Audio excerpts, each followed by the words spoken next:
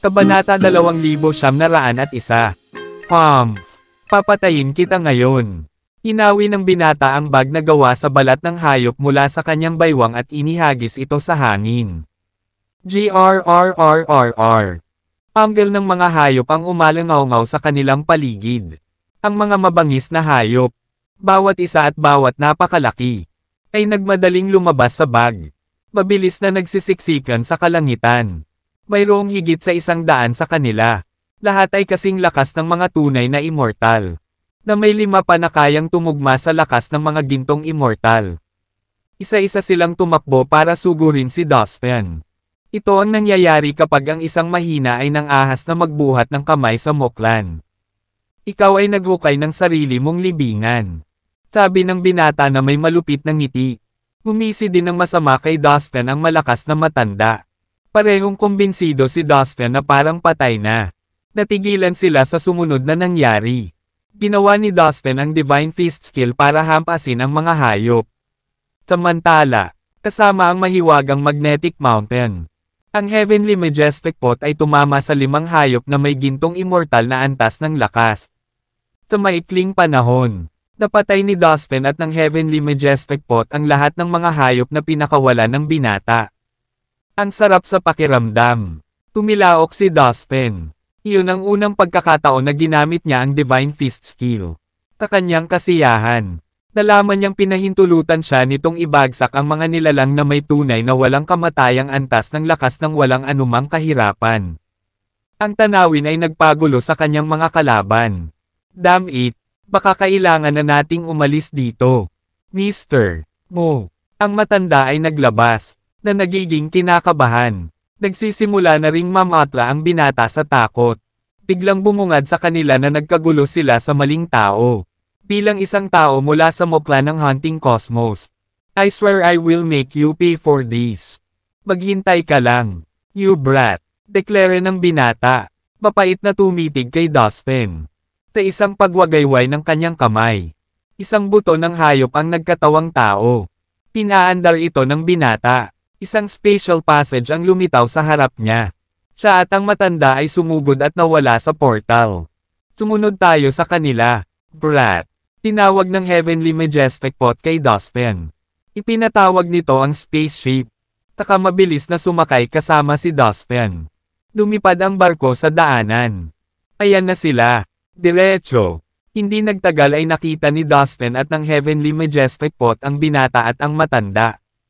Nakasakay sila sa isang malaking buto ng hayop.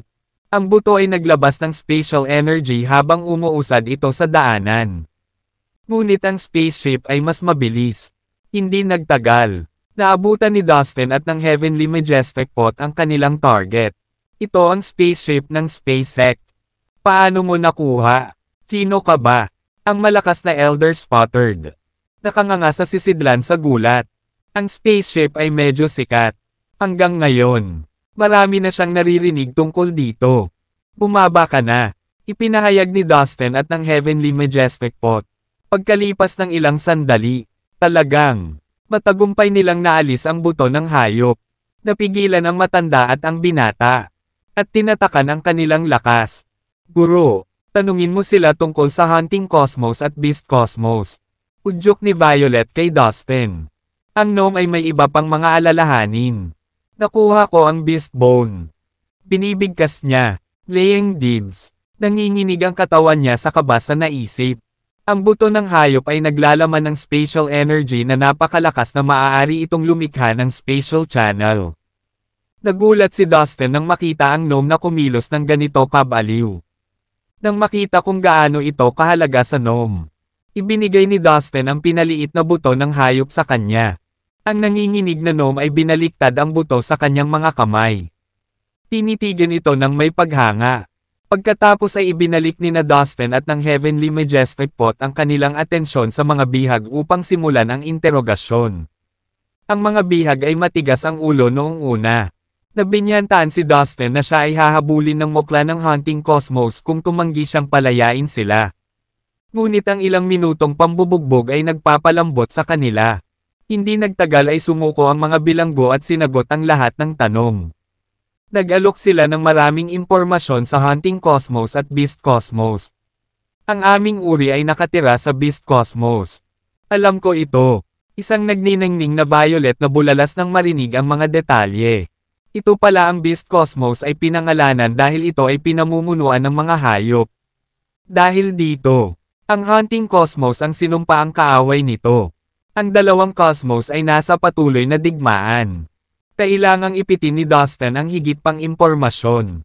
Ngayon, sabihin mo sa akin ang tungkol sa mga lihim na kakayahan ng iyong angkan. Utos niya sa mga bihag sa tonong nagbabantang. Pinananatili niya silang buhay ng ganito katagal para sa partikular na layuning ito. Gusto niyang malaman ang tungkol sa napakatalino na kasanayan sa martial arts ng Moklan. Ayon sa Heavenly Majestic Pot, pinamunuan ng Moklan ang Hunting Cosmos. Ang angkan ay nagtataglay ng pinakakahanga-hangang mga kasanayan sa pangangaso. At sa makatuwid ay nagkaroon ng malaking impluensya sa universo. Sa kabila ng kanilang kasalukuyang estado, ang mga bilanggo ay nabigla sa kahilingan. You dare steal our legacy from us. Nagningning sa galit ang binata at ang matanda. Well, kung hindi mo sasabihin sa amin, hahanapin na lang namin ang mga kaluluwa mo. Ang Heavenly Majestic Pot ay tumalikod ng may panunuya. Itinulak nito ang pasulong at nagsimulang gumamit ng lihim na kasanayan upang hanapin ang mga espiritual na kaluluwa ng mga bihag. Namangha si Dustin sa kakayahan. Nataranta ang mga bilanggo. Tumigil ka. Isang spell ang inilagay sa ating mga espiritual na kaluluwa noong tayo ay bata pa. Kung tayo ay magbubunyag ng mga lihim ng ating angkan o mapasailalim sa paghahanap ng kaluluwa, ang spell ay matrigger at ang ating espiritual na mga kaluluwa ay sesabog. Nagmamakaawa ang binata at ang matanda, na namutla sa kamatayan. Gayunpaman, uli na, inilunsad na ng Heavenly Majestic Pot ang kasanayan. Nang matapos itong gawin, sumabog ang espiritual na mga kaluluwa ng mga bihag. Parehong namatay sa lugar. Dala ang kanilang mga lihim sa kanila. Muntik na tayong makuha. Napabuntong hininga si Dustin at ang Heavenly Majestic Pot. Bumalik na tayo sa Heaven Continent. Sabi ni Dustin. Ang Heavenly Majestic Pot ay nag-activate ng spaceship. Ang sisidlan ay nawala sa kawalan at bumalik sa kontinente ng langit.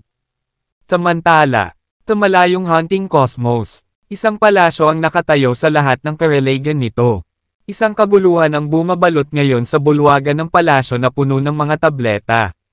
Boom! Boom! Ang dalawa sa mga tablet ay biglang sumabog. Natunaw sa abo. Hindi. Dalawang miyembro ng angkan natin ang namatay. Ang matandang namamahala sa pagbabantay ng mga tableta ay agad na tumakbo upang magsumbong sa kanyang superior. Ang bawat tablet ay kumakatawan sa isang pangunahing miyembro ng Moklan. At isa sa mga bagong pinasabog na tableta ay kay Abraham. Siya ang apo ng pinuno ng angkan. Ano? Grabeng balita. Namatay na si Mr. Abraham. Mabilis na kumalat ang balita sa Moklan, na nagdulot ng kaguluhan.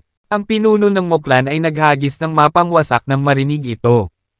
Inutusan niya ang kanyang mga tauhan na alamin ang nangyari. Isang miyembro ng Moklan ang nag-ulat muli pagkatapos ng mabilis na pagtatanong. Mr. Abraham ay lumitaw na namatay sa Purple Cosmos. Tinabi niya sa pinuno. Kung gayon makipag-ugnayan sa mga tao sa Purple Cosmos at hilingin sa kanila na tulungan kaming mahanap ang mamamatay tao. Kailangan kong ipaghiganti ang aking apo. Umungal ang pinuno ng Moklan.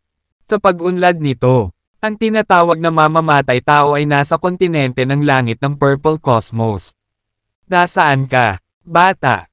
Nakatanggap ng voice message si Dustin pagdating niya sa kontinente.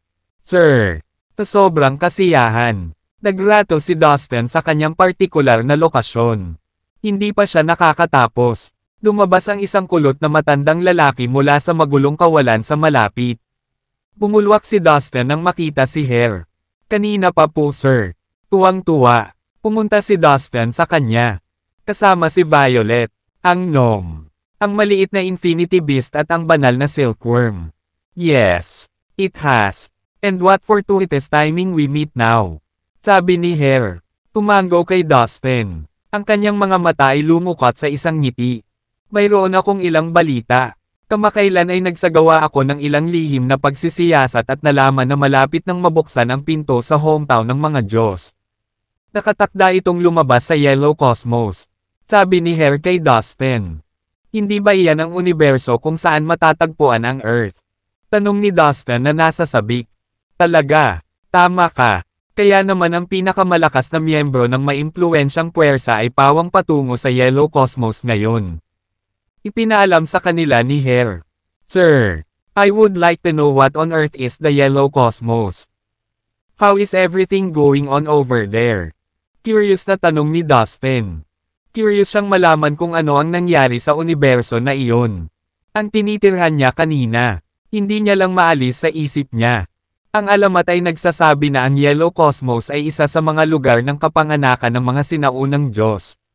Gayon din ang mga salita sa paligid na ito ay dating isa sa mga pinaka-advanced na universo. Ngunit ang isang matinding labanan noong sinaunang panahon ay nagdulot ng malaking pinsala sa cosmos. Nahumantong sa kanilang pagbagsak. Naubos ang espiritual na enerhiya at hindi na ito magandang lugar para sa mga magsasaka. Ito ay nabawasan sa isang mababang universo. Nagkaroon din ng bulong-bulungan na pagkatapos ng digmaan. Nag-set up ang mga Diyos ng maraming hanay upang protektahan ang universo. Upang mapangalagaan ito, tinuspinde nila ito mula sa labas ng mga universo, na pinutol ng lubusan mula sa iba. Gayunpaman, ayon sa sinaunang kasunduang pangkapayapaan, ang malalakas na nilalang ng mataas na antas at superior na universo ay hindi pinapayagang makapasok sa mababang sansinukob. Dahil hindi nila sinubukang sumiksik, at pinananatiling ligtas ng mga arrays ang lugar. Marami ang nagsasabi na hindi ito malalampasan. Bawal ang mga tagalabas na pumasok sa Yellow Cosmos. Isang mahinang buntong hininga ang sagot ni Hare. Ang lugar ng kapanganakan ng mga sinaunang Diyos. Isang mabangis na digmaan. Gulat na sabi ni Dustin. Kaya, nangangahulugan ito na ang Yellow Cosmos ay nagkaroon ng bahagi ng maluwalhating araw. Ngunit ngayon ito ay tumanggi at naging inabandona. Naisip ni Dustin. Ngunit, mayroon bang anumang posibleng paraan upang makapasok sa loob ng Yellow Cosmos? Nag-aalalang tanong ni Dustin. Malinaw. Gusto niyang malaman ang higit pa tungkol dito at pumunta doon kung mayroon kahit kaunting posibilidad. Oo, meron. Kamakailan lamang. Ang mga sinaunang makapangyarihang puwersa ay nakahanap ng isang daanan na haantong sa sansinukob na iyon.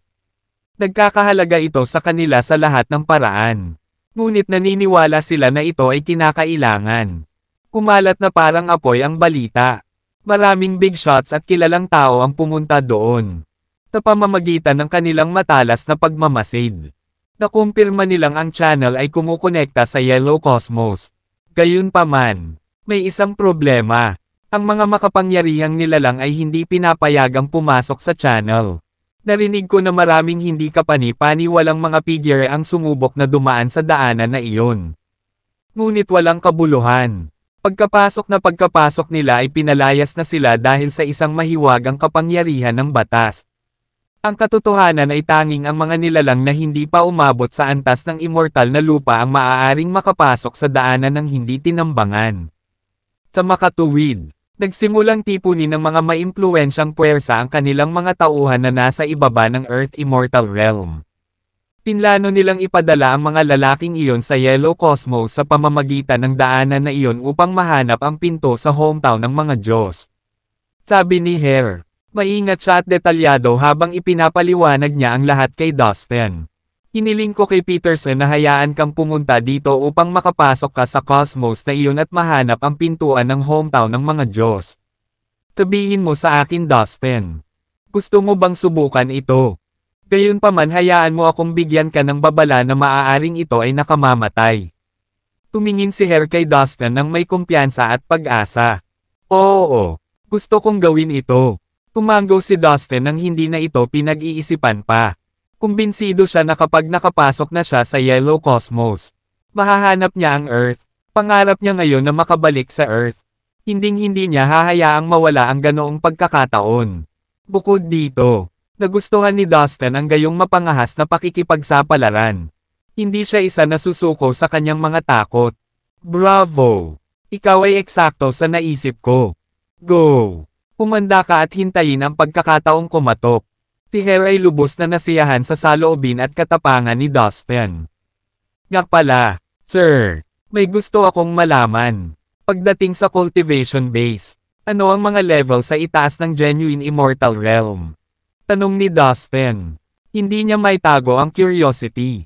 Paglipat mula sa mas mababa hanggang sa mas mataas na antas, nariyan ang Genuine Immortal Realm, ang Golden Immortal Realm, ang Earth Immortal Realm at ang Heaven Immortal Realm. At pagkatapos ay dumating ang mga tunay na Panginoon.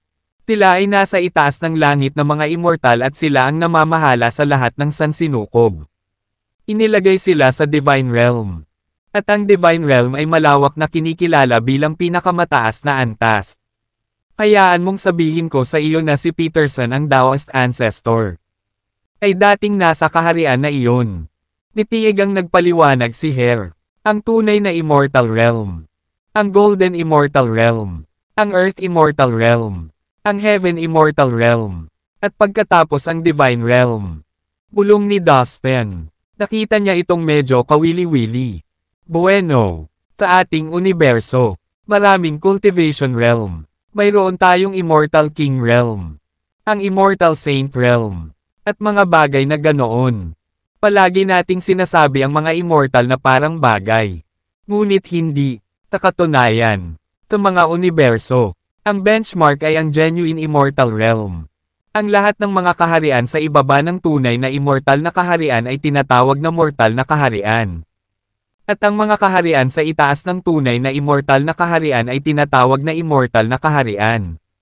Ang Divine Realm ay isang antas na mas mataas kaysa sa Immortal Realm. Walang alinlangan tungkol sa kapangyarihan ng mga nasa Immortal Realm at ng Divine Realm sa mga universo. Para naman sa mga kabilang sa Mortal Realm, may iba't ibang pangalan ang tawag sa kanila sa iba't ibang lugar. Maaaring ikagulat mo na ang Mortal Realm ay aktwal na nahahati sa 12-dosenang bahagi sa Fallen Immortal Cosmos, na lumilipat mula sa mababa hanggang sa mataas. At ang mga ito ay mula sa Energy Gathering Realm hanggang sa Sect Ancestor level. Iyon lang ang tawag namin dito. Ngunit sa labas ng ating universo, ang lahat ng kaharian na ito ay kilala bilang Mortal Realm. Inilatag ni Her ang mga katotohanan sa harap ni Dustin. I see. Medyo interesting. Naliwanagan si Dustin habang inihaharap sa kanya ang mga katotohanan. Bukod sa kanya, si Violet, ang Gnome, ang maliit na Infinity Beast at ang Divine Silkworm. Lahat sila ay nakinig sa lahat ng may matinding interes. Tandaan, na sa labas ng ating universo, ang sinumang mababa sa tunay na immortal na antas ay nasa Mortal Realm. Walang nakakaalam o interesado sa mga nasa ilalim ng Genuine Immortal Realm. Paalala ni Her sa kanya ng may pag-iingat. Nakuha ko. Tumango si Dustin at ang kanyang mga kasama. Tila ay napuno ng isang bagong sigasig. Well, all of you may take a break of these days. I will let you know kung ito na ang tamang oras para pumasok sa Yellow Cosmos. Ngayon, kailangan kong pumunta. May kailangan akong kunin para sa iyo. Samantala, maging ligtas ka. Sa mga salitang iyon ng pag-iingat. Ginalaw ni Her ang kanyang katawan. Sa isang segundo, nawala siya sa hangin. Mag-iingat ka din, sir, sabi ni Dustin. Patuloy siyang tumingin sa direksyon kung saan nawala ang matanda. Si Dustin at ang kanyang mga kaibigan ay sabik sa kanilang bagong pakikipagsapalaran. Nagpatuloy sila sa paglalakad sa paligid ng Heaven Continent. Biglang isang malakas na ingay ang bumasag sa katahimikan. Ang kaguluhan ay nagmumula sa langit.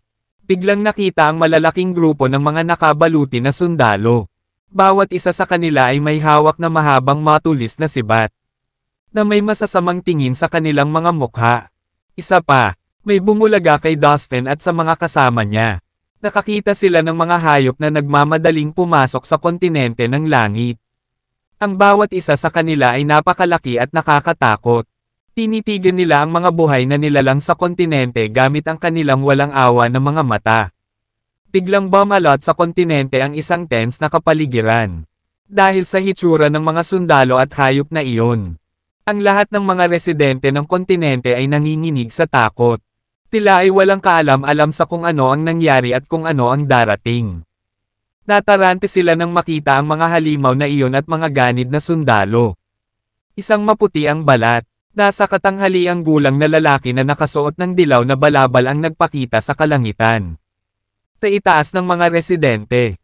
Attention! Everyone! I'm warning all you. Makipagtulungan sa amin at payagan kaming gawin ang aming investigasyon. At walang gagawin sa iyo. Ngunit kung sino man ang tumanggi na magtrabaho sa amin ay papatayin. Anunsyo niya sa isang nakakatakot na paraan. Ang kanyang katawan ay naglabas ng isang marilag na vibe. Ang pananakot na mannerism at ang vibes ay nagpanginig sa mga buhay na nilalang sa takot. At para madagdagan pa ang kanyang pananakot na hitsura, may isang malaking lalaki na nakabalot ng damit na balat ng hayop. Tahimik siyang nakatayo sa tabi ng lalaki. May ngiti sa labi. Oh my God! Siya ang deputy leader ng Purple Cosmos. Si Lord Charlie Zuo iyon. Pumunta siya dito ng personal. Dapat may nangyaring malaki. Kung hindi siya pupunta dito. Sa loob ng ilang segundo. Nakilala ng maraming buhay na nilalang ang nasa katanghaliang gulang na lalaki na nakasuot ng dilaw na damit. Nagulat silang lahat nang makita siya doon. Nagsimulang magbulungan ang lahat ng may buhay na nilalang sa kanilang sarili. Nandito ba talaga siya? Hindi ka panipaniwala. Si Charlie Zuo. Ang deputy leader ng Purple Cosmos. Nandito siya. Ulit ni Dustin sa sarili. Pinahahalagahan niya at ng kanyang mga kaibigan ang tanawin bago pumasok ang mga sundalo at hayop. Ngayon, nakatayo sila sa sulok at pinagmamasdan ng mabuti ang nasa katanghaliang gulang na lalaki.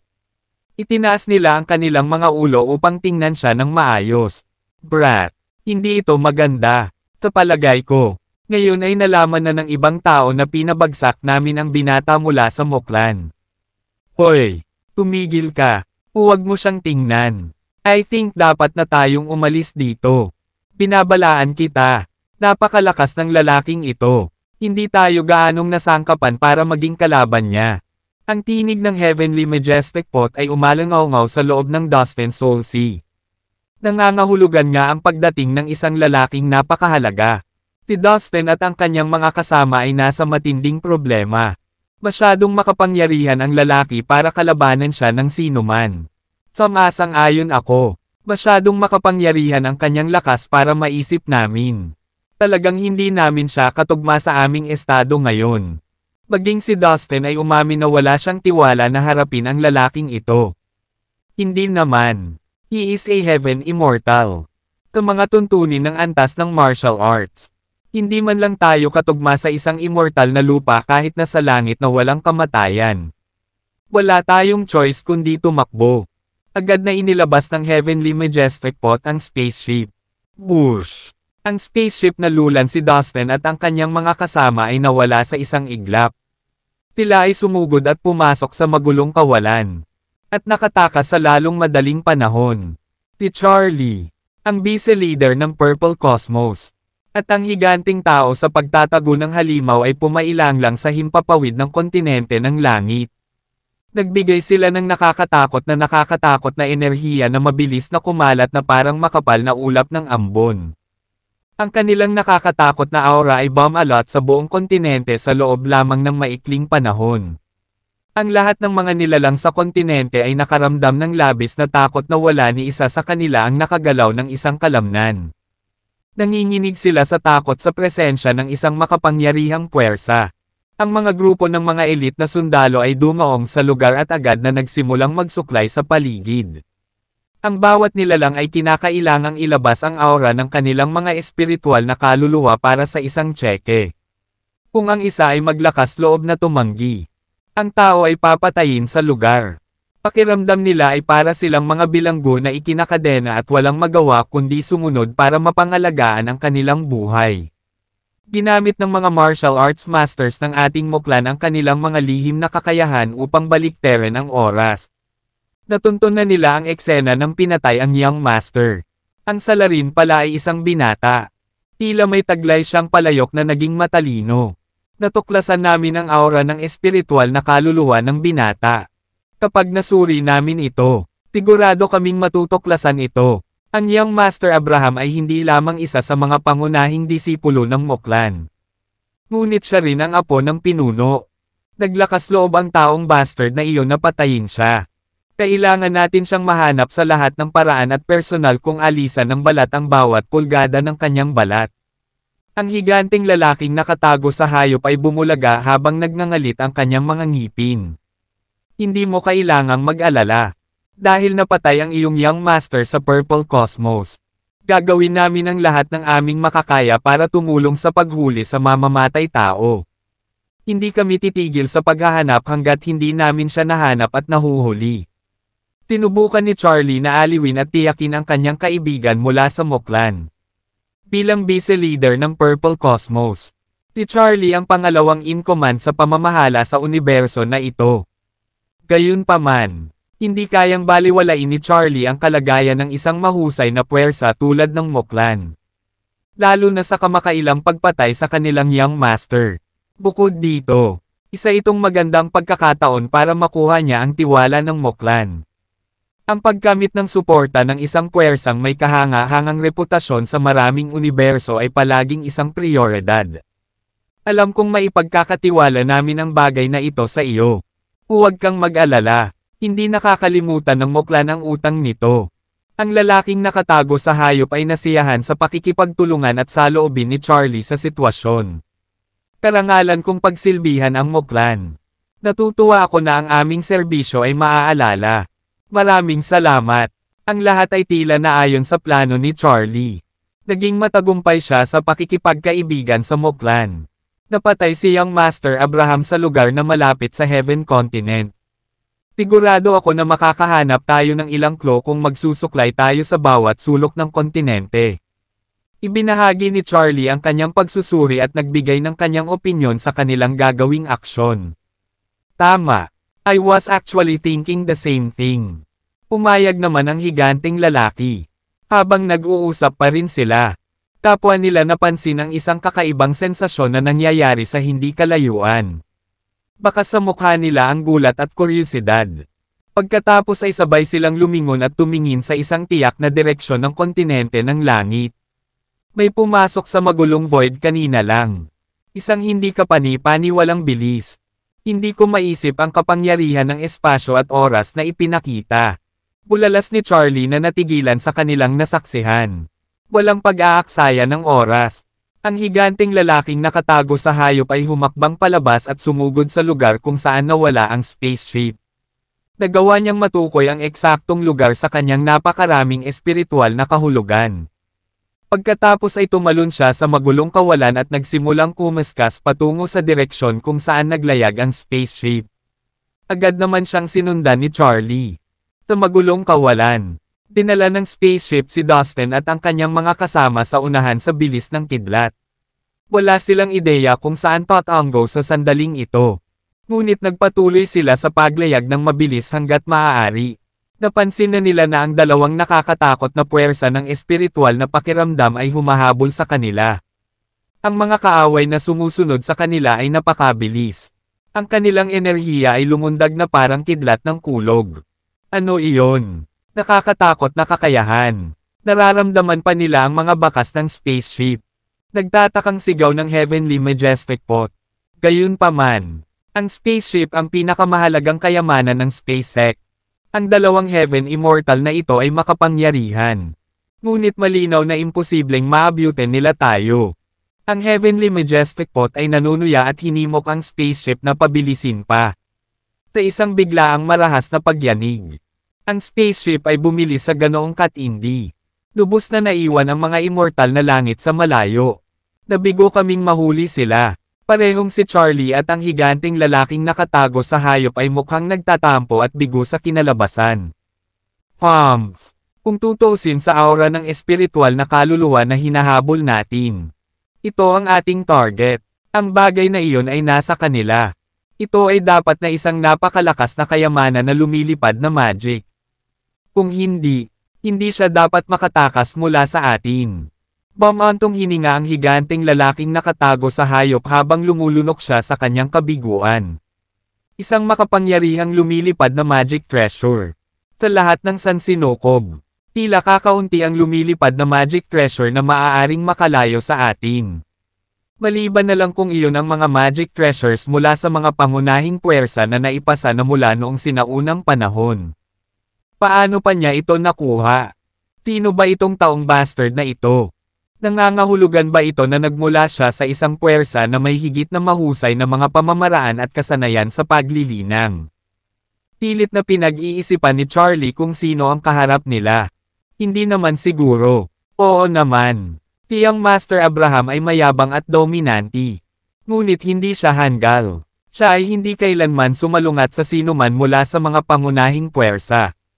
Ngunit talagang kakaiba na ang tao ay magkakaroon ng napakalakas na kayamanan ng lumilipad na magic sa kanyang pag-aari. Natarante ang higanteng lalaking nakatago sa hayop habang sinusuri niya ang mga katotohanang alam nila. Pareho silang mga immortal sa langit na may superior na kakayahan at kapangyarihan. Ano man ang uri ng magic treasure na taglay ng tao.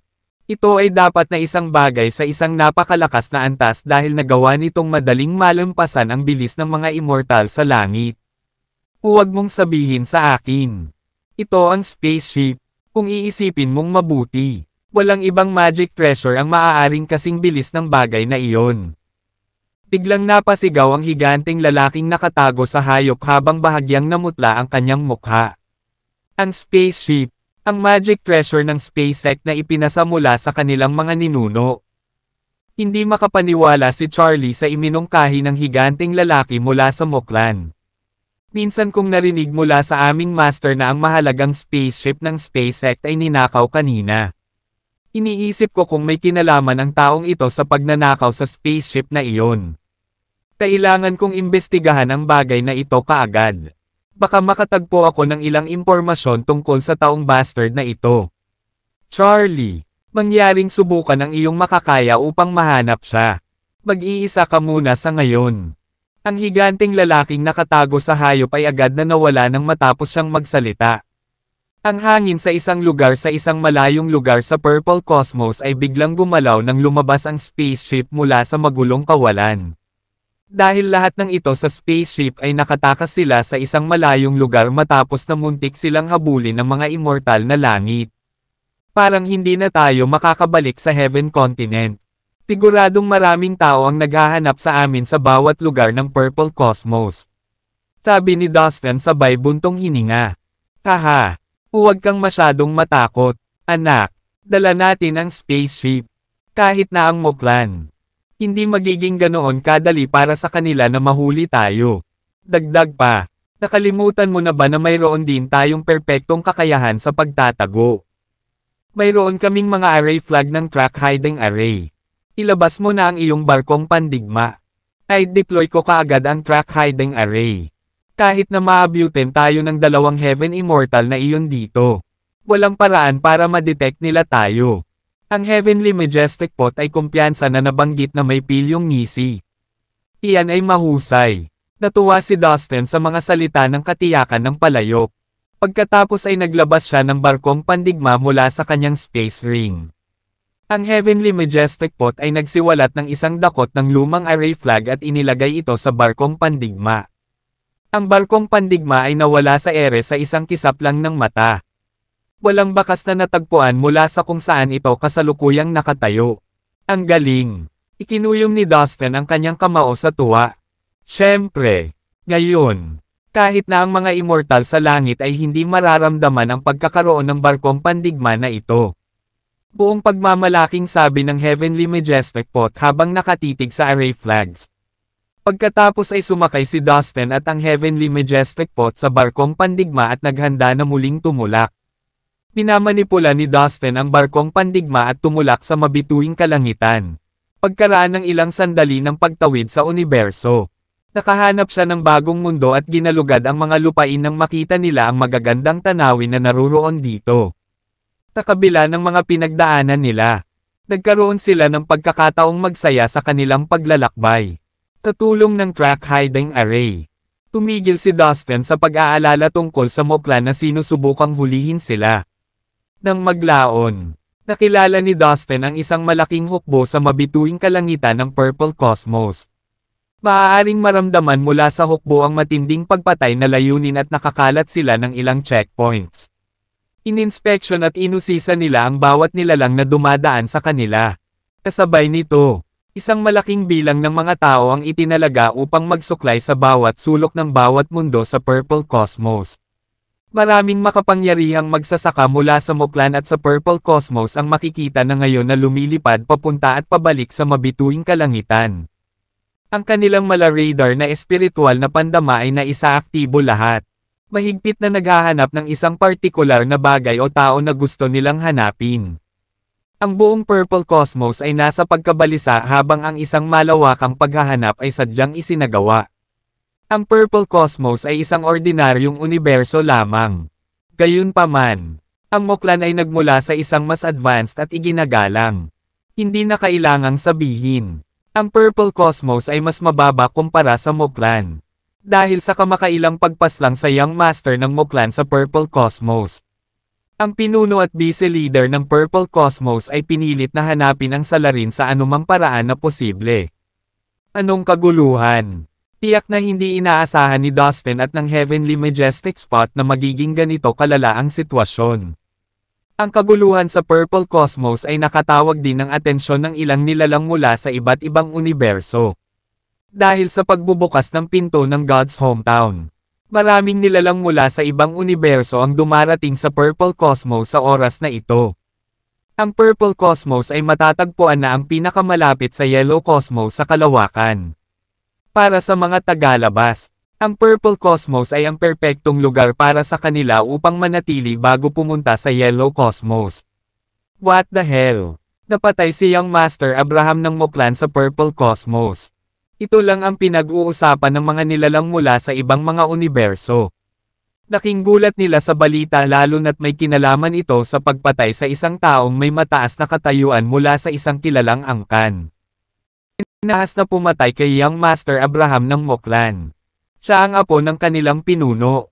Di wala akong kakilala na gustong gumawa ng kaaway sa clan na iyon. Siguro nabaliw ang kasalukuyang pinuno ng Moklan. No wonder lahat ng kaguluhang ito ay nangyayari sa Purple Cosmos. Hindi mabilang na mga nilalang ang nagpapalitan ng kanilang mga ideya ng palihim. Look, hindi ba sila taga-underworld? Napansin ni Dustin ang ilan sa mga tao nang dumaan ang kanilang barkong pandigma sa himpapawid.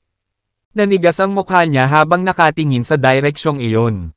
Nakita niya ang isang napakaitim na bangkay na miyesma na namumuo at kumakalat na parang umaalo na marahas na tubig.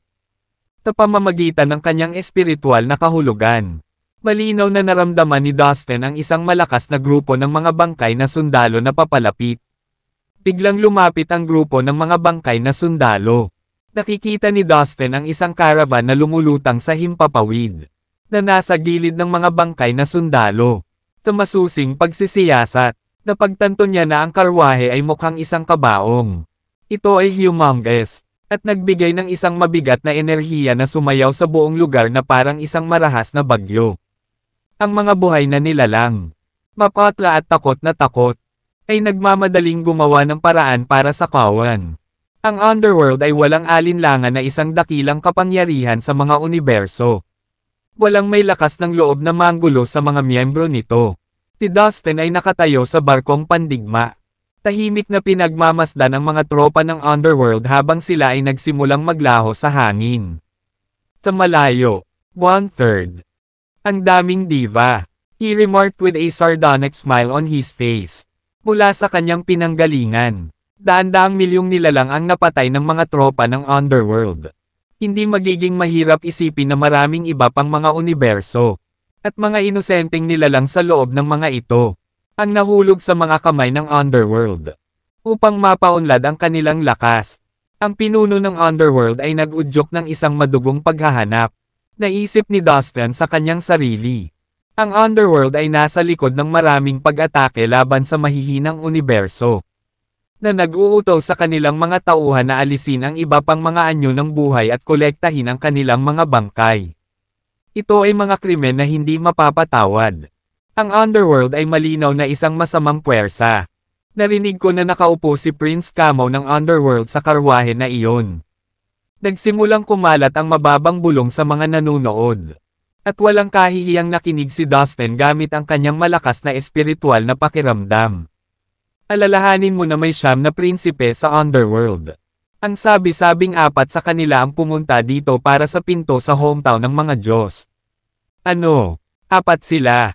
Parang ang pinuno ng underworld ay impyerno na gustong makalusot sa hometown ng mga Diyos. At sino ang maaaring sisihin sa kanya? Ang pagpasok sa hometown ng mga Diyos ay may mga kamangha-manghang pakikipagsapalaran at hindi mabibaylang kayamanan. Walang pinuno ng anumang maimpluwensyang puwersa ang magpapalampas ng pagkakataon. Kaya may 9 na prinsipe sa underworld. I see. Ngunit ang isa sa kanila ay nahulog na sa aking kamay. Bulong ni Dustin. Ito ay nakasulat sa mga alituntunin ng underworld. Ang Heavenly Majestic Pot. Ang bawat pinuno ay kailangang pumili ng 9 na prinsipe. Lahat sila ay mag-aagawan para sa posisyon ng susunod na pinuno ng underworld. Ang pinuno ay nagpadala ng 4 na prinsipe sa pagkakataong ito. Tiyak na nakatuon ang kanyang mga mata sa hometown ng mga Diyos. Sa henerasyong ito, isa sa 9 na prinsipe ang nasawi. Magiging kawili-wili ito, kung 4 pa ang namatay. That sounds like a fun idea. Sagot ni Dustin, na kumikinang ang mga mata ng huling sulyap sa nawawalang entourage. Sa sandaling iyon ay lumitaw mula sa langit ang isang nakasisilaw na haligi ng gintong liwanag. Umalangaw-ngaw ang mga awiting Budista sa buong paligid. Hindi nagtagal. Bumaba ang 12-dosenang mukhang solemn na monghe na nakasuot ng dilaw na damit. Bawat isa ay may hawak na magic treasure, isang tungkod ng monghe, isdang kahoy, o isang string ng prayer beads. Ang kanilang prosesyon ay nilamon ng mga gintong ilaw at monophonic chants. Ang mismong presensya nila ay nagpapalabas ng liwanag at ningning, na nagpasindak sa mga manunood. Nagtataglay sila ng napakagandang Buddhist na enerhiya. Namangha si Dustin sa mga monghe. Siya ay nagsanay ng isang Buddhist omnipotent skill sa nakaraan. At may ilang kaalaman tungkol sa Budismo. Ngunit ngayon, nang maramdaman niya ang enerhiyang ibinibigay ng mga monghe, napagtanto niya na siya ay baguhan lamang sa Budismo. Malayo pa ang lalakbayin niya kung may mga ambisyon siyang maging kapantay ng paglilinang ng mga monghe na ito. Tingnan mo, ang galing ng West Cosmos. Web Shihia, nandito rin siya. Sa pagkakataong ito, ang mga nanunood ay nabalisa sa pananabik. Bagamat pinananatiling lihim pa rin nila ang kanilang mga tandang. Narinig ko na naglakbay siya sa buong mundo ng walang sapin. At tinulungan ang masasamang tao na tumalikod sa kanilang masasamang paraan. Marami na siyang napuntahan. Siya ang pinaka-namumukod tanging monghe ng West Cosmos. At may malalim na pag-unawa sa Budismo. Nakagawa siya ng maraming magagandang bagay. Ano? Inangat ni Dustin ang ulo para hanapin ang kausap nila. Napako ang kanyang tingin sa isang batang monghe sa gitna ng prosesyon. Iyang isa, ang mga nilalang sa West Cosmos ay natututo ng Budismo. Paliwanag ng Heavenly Majestic Pot. Ang kanila ay isang malakas na universo na maaaring karibal sa underworld. Hindi nagtagal pagkatapos ng prosesyon ng mga monghe. Lumitaw ang mga miyembro ng iba't ibang maimpluwensyang puwersa sa Purple Cosmos. Sila ay namumukod tanging mga talento rin. Ngunit narito ang pinakabuod ng buong pangyayaring ito. Habang nagpapatuloy ang salaysay, nagbubukas ang pinto sa hometown ng mga Diyos dahil sa layunin ng mga sinaunang Diyos na magbigay ng mga regalo sa mga nilalang na kanilang pinili. Sa madaling salita, binuksan ng mga sinaunang Diyos ang kanilang mga pintuan upang pumili ng kanilang mga kahalili. Sa ganitong mga kaso, ang mga nakababatang tao ay mas malamang na makakuha ng kanilang pabor at pag-aproba. Maliit ang posibilidad na mapili ang mas lumang henerasyon. Natural lang noon. Nakaramihan sa mga nilalang na dumagsa sa Yellow Cosmos para hanapin ang pinto ay mga kabataan. Gayunpaman, ang lugar ay nagkalat sa mga matatanda dito at doon. Ang kanilang presensya ay isinama sa layunin na protektahan ang mga batang talento. Maraming promising talents ang lumitaw kamakailan sa Purple Cosmos. Nagmula sila sa nakababatang henerasyon ng iba't ibang malalakas na puwersa sa iba't ibang universo. Kabilang sa mga proteges na ito ang mga mahuhusay na magsasaka na nakakuha ng malawak na katanyagan at pagkakaiba. Hindi man lang maraming nilalang ang nagkaroon ng pagkakataong makilala sila. Ang katotohanan na ang mga estimado na persona na ito ay narito lahat ay nakatawag ng atensyon ng karamihan. Humph! Napaawang ang pang-itaas na labi ni Dustin sa hindi pagkagusto. Ang kahalili ng Divine Sect. Sumimangot siya sa direksyon ng isang gwapong binata na nakasuot ng gintong korona. Ang kanyang mga mata ay kumikinang na parang maliliit na bituin. Siya ay may hangin ng biyaya tungkol sa kanya. Na para bang siya ay nagtataglay ng maharlika sa kanyang dugo. Napakalakas ng lalaking iyon. Ang tinig ng Heavenly Majestic Pot ay umalangaw-ngaw sa loob ng Dustin Soul Sea. Nagawa niyang maabot ang Earth Immortal Realm sa murang edad. Hindi lang iyon. Nakabisado na rin niya ang ilang lihim na diskarte ng Divine Sect. Siya ay tiyak na isang mabigat na kalaban. Tumingin ka dyan. Iyan ang panganay na apo ng pinuno ng Moklan. Tidempsy mo. Ang pananahimik na komentong iyon ng isang nakapanood ay nakakuha ng buong atensyon ni Dustin. Sa puntong ito ang barkong pandigma ay umuusad ng walang layunin sa ilalim ng kanyang kontrol. Pinakamatanda na apo ng pinuno ng Moklan. Ha! Pinanliitan ni Dustin ang kanyang mga mata sa lalaking kausap. Hindi nagtagal ay nakita ang isang kabalyerya na nagpaparada sa likuran ng kanilang pinuno. Nakasuot sila ng magagandang baluti sa kanilang mga katawan. At nakamamatay na mga tingin sa kanilang mga mukha. Nagsitakbuhan ang ilang bystander sa takot. Ang kanilang standard bearer ay isang malaking matipunong lalaki. At sa kanilang bandila ay nakasulat ang dalawang salita. Moklan. Kabilang sa kanilang mga tropa ang isang gangli na binata. Namumukod-tangi siya sa iba. Marahil dahil nasuot siya ng balat ng hayop. O marahil dahil sa kanyang mapupungay na mga mata. O marahil ito ay dahil nakatayo siya sa ibabaw ng isang malaking dragon ng baha.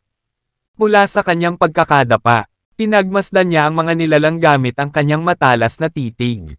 Dahil sa takot, lahat ng nilalang ay umiwas ng tingin. Kapatid ni Abraham si Dempsey. May maingat na bulong. Ang kanyang nakababatang kapatid ay pinatay. At ang kanyang layunin sa pagpunta dito ay upang tugisin ang mamamatay tao. Dustin clicked his tongue. Inis. So this one turns out to be that guy's brother. I just got rid of that guy. And now I have to deal with his brother. Tikir sa loob ng barkong pandigma.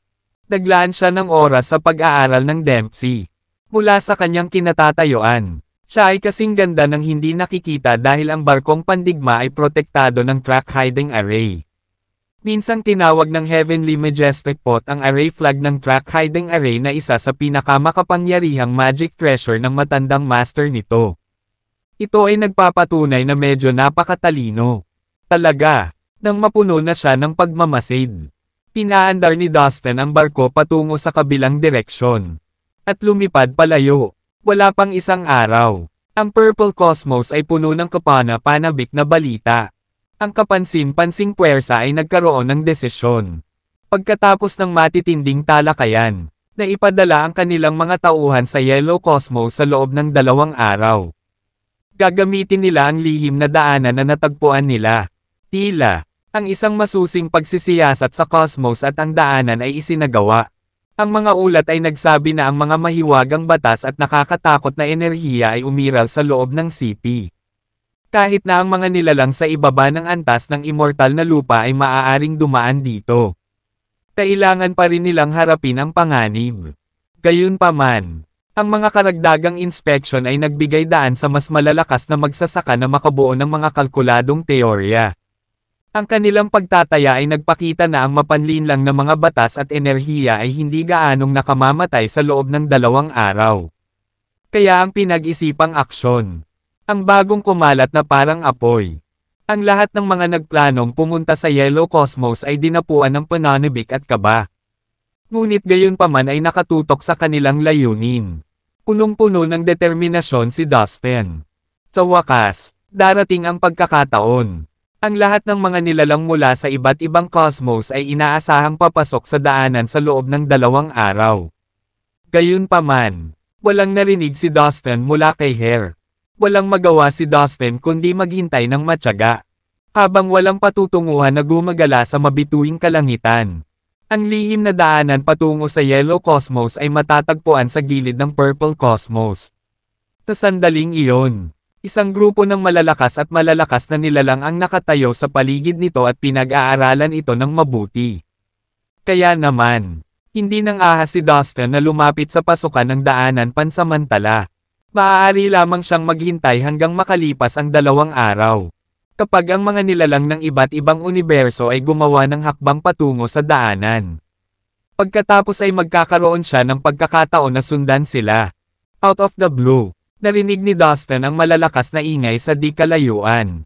Ang isang nakakatakot na alon ng mabigat na pagkabigla ng enerhiya ay kumalat mula sa malayong kalangitan. Na nakakuha ng atensyon ng maraming nilalang. Nagtungo ang lahat ng nilalang sa direksyon kung saan nanggaling ang mga tunog. At palihim na sinundan sila ni Dustin. Nang makarating sila sa pinanggalingan ng lahat ng kaguluhan. Nakita nila ang 2 binata na nag-aaway sa langit. Isa sa kanila, matangkad at payat, at nakasuot ng damit na gawa sa balat ng hayop. Siya ay si Dempsey mula sa Moklan. Ang isa naman ay binatilyo ng mga 15 o 16 na taon. Maganda ang itsura niya na baka sa mukha niya ang pagiging bata. Hawak ni Dempsey ang isang lumang machete sa kanyang kanang kamay at isang pana sa kanyang likod. Sa bawat pagwagayway niya ng kanyang mapang-uyam na machete, nilikha siya ng nakakagulat na enerhiya. Paminsan-minsan, uhuberin din niya ang busog at bumaril ng mga sorpresang arrow, na lumilikha ng malalaking black hole sa espasyo. Galit na galit ang magandang mukhang teenager kaya naglabas siya ng napakalaking demonyong aura. Habang ang mga pilak na kaliskis ay lumitaw at lumutang sa buong balat niya na bumubuo ng isang makapal na silver armor. Hawak niya ang isang maliit na espada sa kanyang kamay na naglabas ng isang mabigat na aura ng espada na napalitan ng kumikinang na ron. Sa bawat oras na galit niya ito, ang buong espasyo ay nanginginig. Si Mr. Dempsey ng Moklan mula sa Hunting Cosmos at Prince Aldrich ng Beast Cosmos. Ang Beast Cosmos at ang Hunting Cosmos ay palaging magkaaway.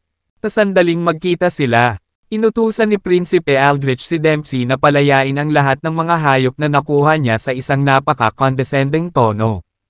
Ngunit tumanggi si Dempsey na sumunod. Kaya agad silang nag-away.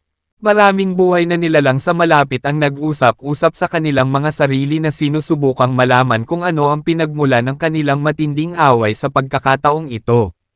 Si Prinsipe Aldrich ay isang maalamat na banal na hayop. Pasigaw na sigaw ni Violet at ng gnome habang tumabi kay Dustin. Anong uri ng maalamat na hayop ito? Tanong ni Dustin na mukhang nagulat. Sa tingin ko siya ay isang kirin. Sabi ng Divine Silkworm. Kirin. Parehong nagulat si Dustin at ang Heavenly Majestic Pot. Ang kirin ay isang sinaunang mythical beast. Tinabi ng alamat na maaari itong itaboy at mapalayas ang masasamang espiritu. Ang katotohanan na si Prince Aldrich ay isang kirin ay lampas sa kanilang wildest imagination. Ang mga tao mula sa Hunting Cosmos ay kasuklam-suklam. Halika, Prinsipe Aldrich. Ibaba mo si Dempsey. Kaya mo yan. Bulalas ni Violet na tuwang-tuwang nagyaya kay Prinsipe Aldrich. Ang gnome. Ang maliit na Infinity Beast at ang Divine Silkworm ay sumuporta din kay Prinsipe Aldrich at umaasa na siya ang mananalo. Kung tutuusin, lahat silang apat ay mga hayop. Subconsciously automatiko nilang pinapaboran ang kanilang sariling uri. Natuwa naman si Dustin sa mga kinikilos nila. Simula pa noong una, ikaw at ang iyong mga miyembro ng angkan ay pumatay at umusig sa maraming hayop na katulad natin. At gumawa ng maraming krimen laban sa amin. Ngayon, dapat mong palayain ang lahat ng mga hayop na iyong ikinulong at inalipin at palayain sila. Kung hindi, hindi kita bibitawan. Tatapusin kita ngayon. Walang emosyong deklara ni Prinsipe Aldrich. Habang nakatitig kay Dempsey, ang kanyang malamig na mga mata ay maaaring magpalamig ng sino man sa kanilang mga landas. Ang maikling espada sa kanyang kamay ay nagliliyab na tila ito ay isang pilak na araw. Habang ito ay naglabas ng mga pilak na ron na umaagos sa kalangitan na parang isang bagyo. Tawa ng tawa si Dempsey na para bang may nagbigay ng nakakatawang biro. Kami ay ipinanganak upang maging mangangaso. At trabaho namin ang manghuli ng mga hayop. Prinsipe Aldrich. Wait and see. Maaga o huli ikaw ang magiging susunod na halimaw na aking papaamo at makukuha sa aking patuloy na dumaraming koleksyon ng mga hayop. Pagkatapos ay mayroong Beast Cosmos. Pangungunahan ko ang ating hukbo at sasalakayin ang Beast Cosmos at papamohan ang lahat ng uri mo. Masisiyahan akong gawin silang magtrabaho para sa atin. Mayabang na sabi ni Dempsey. Ang dalawang kabataang lalaki na kasali sa isang matinding labanan ay mga sikat na figure sa iba't ibang universo. Sila ay mga kilalang henyo at ang kanilang mga talento ay maalamat. Nagtaglay sila ng kahanga-hangang kapangyarihan sa pakikipaglaban. Dahil tinanggihan ni Dempsey ang hiling ng binata. Muli ang dalawa. Naglulunsad ng isa pang sesyon ng isang matinding labanan. Matapos ang daan-daang round. Nasira ang espasyo kung saan sila inookupahan at nakikipaglaban. Dahil pantay-pantay sila, wala sa kanila ang mas masahol pa. Tumigil sila sa pag-aaway at galit na nagkatitigan. Maghintay ka lang. Isang araw, kukunin ko ang ating hukbo at sisirain ang hunting cosmos sa lupa.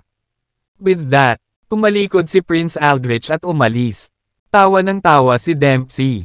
You will never have the chance. You need to be prepared and realize that you are destined to be my pet and that is a promise I intend to keep. Sabi ni Dempsey, habang nakatingin sa papalayong likod ni Prinsipe Aldrich. Samantala, sumukla ng hunting cosmos.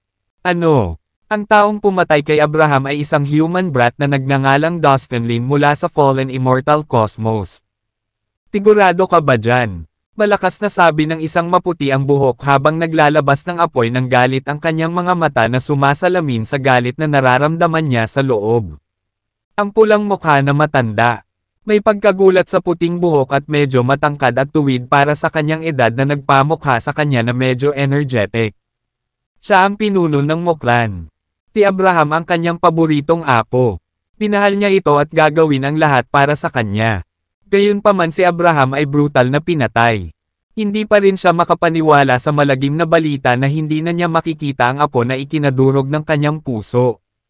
Oo, sigurado ako. Ang spaceship mula sa Space Sect ay hiniram ng pinuno ng Divine Sect kanina. Gayunpaman, hindi niya inaasahang nawala ito sa Fallen Immortal Cosmos. Napunta ang barko sa mga kamay ni Dustin. Bukod pa rito, minsan sinubukan ng pinuno ng Divine Sect na pumasok sa Fallen Immortal World para harapin si Dustin at ibalik ang barko. Ngunit kinailangang sumuko dahil sa Ancient Peace Agreement. Gayunpaman, ang pinuno ng Divine Sect ay kinuha ang aura ng espiritual na kaluluwa ni Dustin at napanatili ito. Kaya nang bisitahin ko siya, iniling ko sa kanya na alisin ang aura ng espiritual na kaluluwa ni Dustin at naramdaman iyon. Pagkatapos ng kaunting pag-iisip ay nakita ko na ito ay kapareho ng aura ng espiritual na kaluluwa sa lugar kung saan pinatay si G. Abraham. Kaya sigurado akong si Dustin Lin mula sa Fallen Immortal Cosmos ang may pananagutan sa pagkamatay ni Mr. Abraham. Tagot ng isang matangkad at makapal na lalaki na kasing laki ng bakal na tore at nakasuot ng damit na gawa sa balat ng hayop.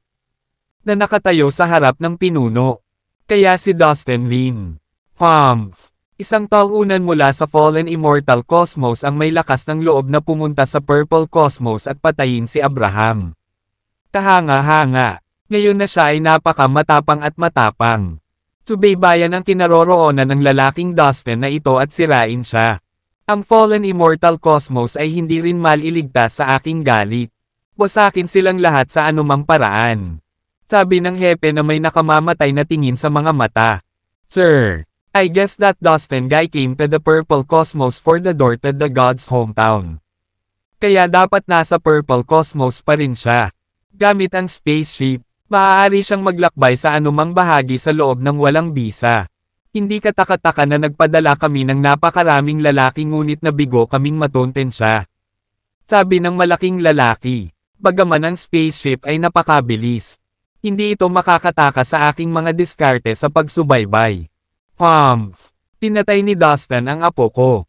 Dapat siyang mamatay. Lahat tama. Ako mismo ang maglalakbay at ipaghihiganti ang aking apo. Pahayag ng hepe. Pagkatapos ay humakbang siya pasulong. At isang malaking space wormhole ang agad na lumitaw sa kanyang harapan. Dinala niya ang matangkad na malaking lalaki sa space wormhole at nawala. Ang malawak na purple cosmos ay napuno ng mga nilalang mula sa ibang mga universo. Naroon ang lahat ng lahi at uri ng mga nilalang kabilang ang mga tao. Hayop, demonyo, masasamang espiritu at iba pang mga bihirang lahi na bihirang makita sa publiko. Lahat sila ay naakit sa pintuan patungo sa hometown ng mga Diyos. Lahat sila ay umaasa na kapag nakapasok na sila sa hometown ng mga Diyos, maaari nilang makilala ang mga Diyos at makakuha ng ilang mga regalo mula sa kanila na maaaring makatulong sa kanila na mapabuti ang kanilang mga sarili at gawin silang hindi magagapi upang mamuno sa lahat ng sansinukob. Walang sino man ang makatiis at hayaan ang pagkakataon. Gaano man kaliit, ay mawala. Pagkaraan ng ilang sandali, umalangaw-ngaw ang isang pagsabog sa buong kalawakan. Ang buong cosmos ay nagsimulang manginig ng marahas. Nagsimula ang mga panginginig ng boses mula sa ibaba ng lupa pagkatapos ay dahan-daang tumaas at biglang ang lahat ay marahas na ibinagsak sa lupa habang ang mga puno at mga gusali ay binubunot at itinatapon mula sa lupa. Isang malakas na kapangyarihan ang bumalot sa buong purple cosmos. At niyanig pa ang space barrier. Ang lahat ng nabubuhay na nilalang sa cosmos ay nakaramdam ng pagkahilo at ang kanilang mga tuhod ay nanghina. Takaibuturan ng kanilang mga kaluluwa. Nagkaroon sila ng udyok na lumuhod. Mukhang kararating lang ng isang master ng Divine Realm sa lugar na ito. Sa tingin ko ay hindi. Ang Purple Cosmos ay isang middle level na universe. Ang mga master na nasa Divine Realm ay hindi pinapayagang tumuntong sa lugar na ito. Ang kapangyarihang nararamdaman natin ay marahil ang espiritual na pakiramdam lamang ng isang master ng kaharian na iyon. May punto ka. Maaaring tama ka. Isang Divine Realm Master ang nagpakawala ng kanyang espiritual na kahulugan sa Purple Cosmos. Oh my God! Delikado yan. He can terminate us simply with the use of his spiritual sense. Natahimik ang lahat ng nilalang sa Purple Cosmos dahil sa takot. Lahat sila ay sinusubukang hulaan kung sino ang master ng Divine Realm at kung bakit niya ilalabas ang kanyang espiritual na pakiramdam doon. Masama ang pakiramdam ko sa buong sitwasyong ito. Nag-aalalang sabi ng Heavenly Majestic Pot habang nasa invisible shape. Boom! Ang bawat sulok ng Purple Cosmos ay nagsimulang gumalaw ng marahas. Sa isang iglap, isang dinamikong kapangyarihan ng espiritual na kahulugan ang bumalot sa buong lugar. Napakabilis ng lahat ng nangyari. Isang napakalaking karangalan na makita ka. Ginoo. Tatlong malalaking figure. Madaling kasing taas ng 100,000 talampakan. Ang lumitaw sa walang katapusang mabituing kalangitan at yumoko. Iyan ang pinuno ng Purple Cosmos at ang dalawa niyang kinatawan. Sa oras na ito, nakilala na ng ilan sa mga nilalang ang tatlong higanting figurang iyon na nakatayo sa mataas na kalangitan. Ha! Ang pumatay kay Abraham ay nagtatago sa Purple Cosmos. Kayong tatlo ay dapat sumama sa akin at palawigan ang inyong buong kooperasyon para mahanap ang kriminal na iyon. Dariyan ang aura ng espiritual na kaluluwa ng mamamatay tao na nakuha natin. Isang malamig na boses na ginawa sa pamamagitan ng nakakatakot na espiritual na kahulugan ang narinig. Lumalakas na parang kulog. Ang galit na boses ay nagpadala ng mga alon sa walang limitasyong kalangitan. Nagdilim ang langit at walang sikat ng araw. Parang may eclipse. Yes, sir. Gagawa tayo ng isang katakatakang plano para bitag ang madugong mamamatay tao na iyon. Kaagad, ang tatlong pinuno ng Purple Cosmos ay tumugon. Sa isang napakagalang na paraan. Sa pinuno ng Mokran. Bagamat silang tatlo ay mga pinuno ng isang cosmos. Kung ikukumpara sa isang makapangyarihang magsasaka sa antas ng Divine Realm. Hindi sila nagkaroon ng pagkakataon. Hindi nila kayang suwayan ang mga utos mula sa Divine Realm Cultivator at akitin ang kanyang galit. Bukod dito, ito ay isang magandang pagkakataon para sa kanila na makasama at mahalin ang pinuno ng Mokran. Desidido silang tatlo na gamitin ang pagkakataong iyon at makapasok sa kanyang magagandang libro. Tandaan, Ang mamamatay tao ay may napakatalino na magic treasure na maaaring gumawa ng isang shuttle sa pagitan ng mga espasyo. At ang mamamatay tao ay isang dalubhasa sa pagtatago ng kanyang mga bakas. Muling umugaw ang boses ng pinuno ng Muklan. Sige, sir. Tatandaan namin yan. Salamat sa mahalagang impormasyon na yan. Ang tatlong pinuno ng Purple Cosmos ay nagpalitan ng tingin at umiling-iling na parang masuner ang mga alipin sa harapan ng kanilang Panginoon. Makinig kang mabuti. Ipasa ang aking utos na lahat ng tao sa Purple Cosmos ay dapat mag-coordinate para hanapin ang mamamatay tao. Kinuha niya ang buhay ni Young Master Abraham. Kailangan natin. Para sa Muklan. Mahanap siya at dalhin siya sa hustisya. Tandaan. Ito ay paghihiganti. At kung makakita ka ng sino mang pasibo sa misyon na ito, walang awa, patayin sila. Agad namang nagbigay ng kasunduan ang pinuno ng Purple Cosmos. Kaya naman, nagsimula ang malawakang paghahanap sa buong lupain ng Purple Cosmos. Sa pagkakataong ito, halos lahat ay nakibahagi sa paghahanap. Nakaset up ang mga checkpoint sa bawat exit o entry point ng bawat mundo sa universo. Ang lahat ay sumailalim sa masusing mahigpit na pagsusuri bago umalis. Ang hindi mabilang na mga magsasaka, mula sa Muklan pati na rin sa Purple Cosmos, ay naglibot saan man sa universo. Inilabas nila ang kanilang espiritual na pakiramdam upang hanapin ang bawat sulok. Hilahin ang mga sandatang mahiwagang iyon na maaaring magsil sa espasyo. Ay seal natin ang espasyong ito. Kapag ginawa natin iyon, wala nang mapagtataguan ang mamamatay tao. Mapipilitin siyang lumabas sa pinagtataguan. Kapag ang mga bagay ay hindi gumagana ayon sa gusto niya, ang pinuno ng Purple Cosmos ay nagpadala ng isa pang order. Kasunod ng utos na ito, ang lahat ng mga kayamanan sa kalawakan ay inilunsad sa kalangitan. Isa-isa, ang mga kayamanang ito ay na-trigger upang i-activate at i-lock ang espasyo sa kanilang paligid. Ngayon, ang Purple Cosmos ay naging isang perpektong halimbawa ng pandemonium. Nagkaroon ng kaguluhan at kaguluhan sa lahat ng dako. Ang mga tao ay tumatalon sa paligid. Naghahanap ng galit na galit. Sumigaw at hinihila palabas ang lahat ng pinaghihinalaan nila. May mga linya ng interogasyon. Ang buong lugar ay parang magulong karagatan. Sa bingit ng saturation point nito. Chief, walang paraan para makatakas ang mamamatay tao sa ilalim ng ganoong mga pangyayari. Kami ay may tiwala na mabibitag namin ang madugong daga na iyon sa madaling panahon. Sabi ng isang malakas na lalaking nakatago sa hayop sa pinuno ng Muklan. Kasama ang lakas ng loob. Ang pinuno ng Muklan ay itinaas ang sarili sa chaotic space. Na pumailang lang sa ibabaw ng Purple Cosmos. Ang kanyang mataas na imahe ay natabunan ang malaking bilang ng mga magsasaka mula sa Muklan na naroroon doon. Ha! So, sa tingin mo ba walang silbi ang spaceship? Isa itong mahalagang magic treasure ng SpaceX. Ang mga taong ito sa ibaba ay walang silbi gaya ng mga invalid. Hindi ko akalain na matuntin nila ang spaceship. Gusto ko lang mabalisa at matakot ang lahat. Gusto kong maramdaman nila ang stress at anxiety na pinagdadaanan ko ngayon. Hayaan mo itong mga walang kwentang brats na ito. Kapag ang mundo ay nasa gulo at gulo, mararamdaman din ni Dustin ang init. Sa sandaling mag-navigate siya sa spaceship upang lumipat para makatakas. Madarama ko ito at malalaman ang kanyang kinaroroonan.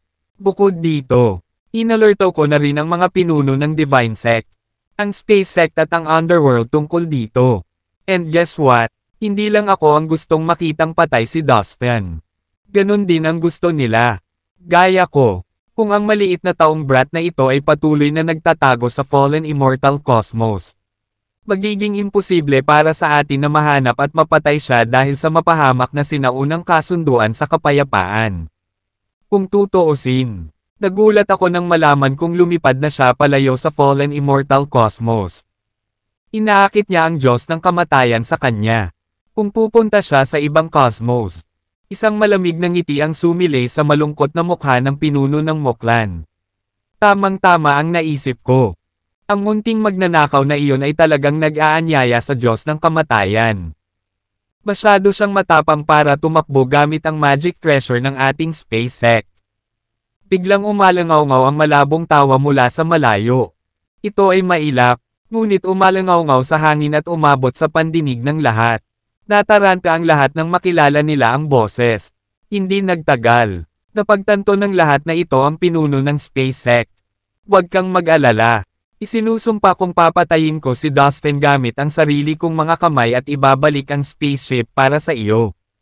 Bilang kapalit, ang Divine Sect ang babayaran sa SpaceX para sa mga pagkalugi na naranasan mo dahil sa pagnanakaw ng spaceship.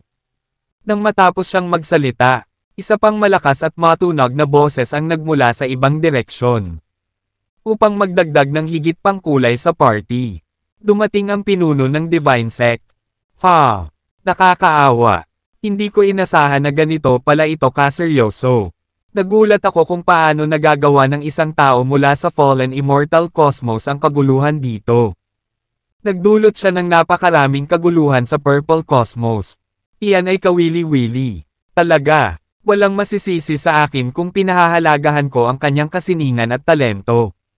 Sa sandaling ito, isang malamig at nakakatakot na boses ang pumutol sa hangin. Kasing lamig ng yelo ang boses.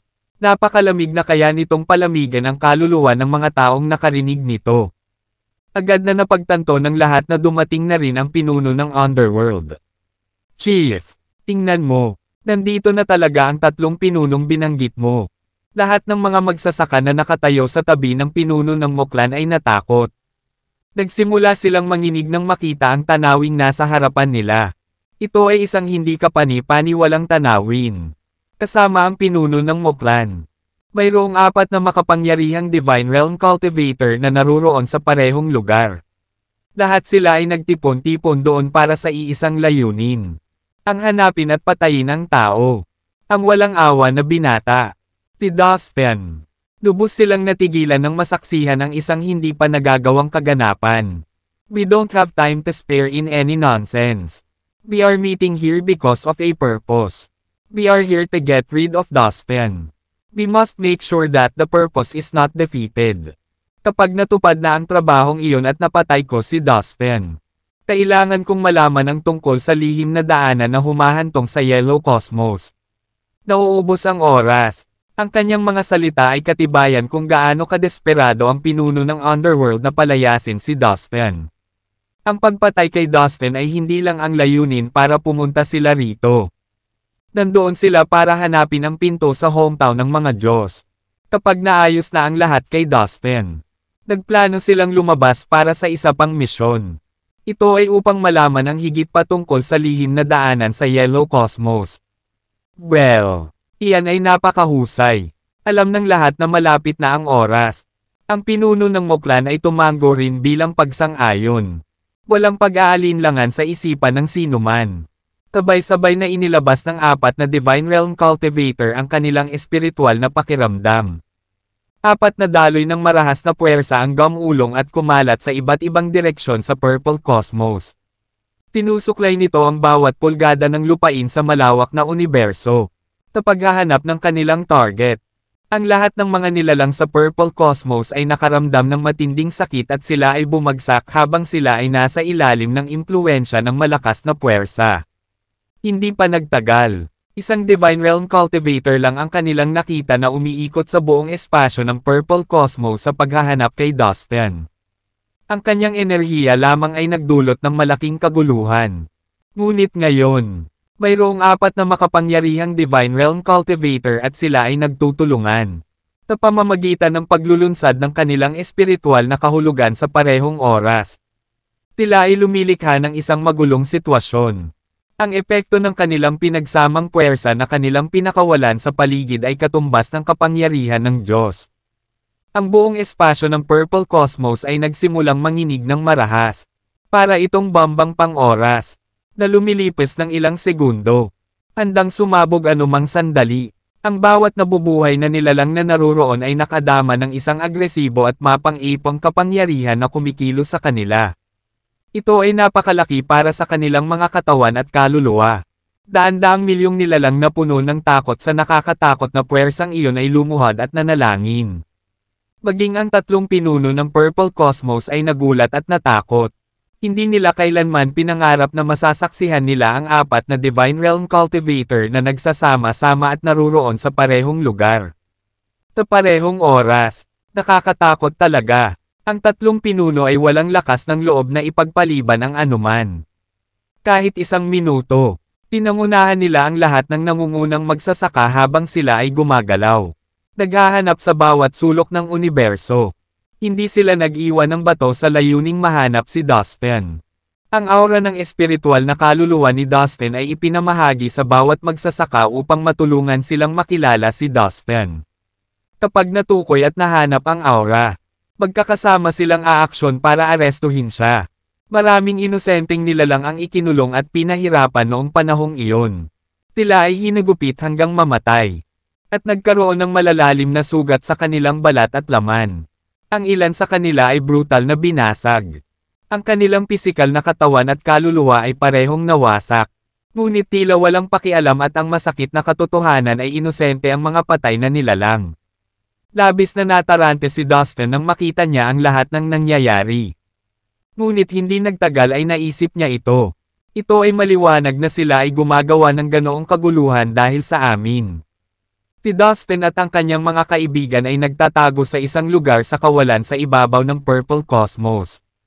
Naging seryoso ang mukha ni Dustin nang maramdaman niya ang mga nangyayari sa buong Purple Cosmos.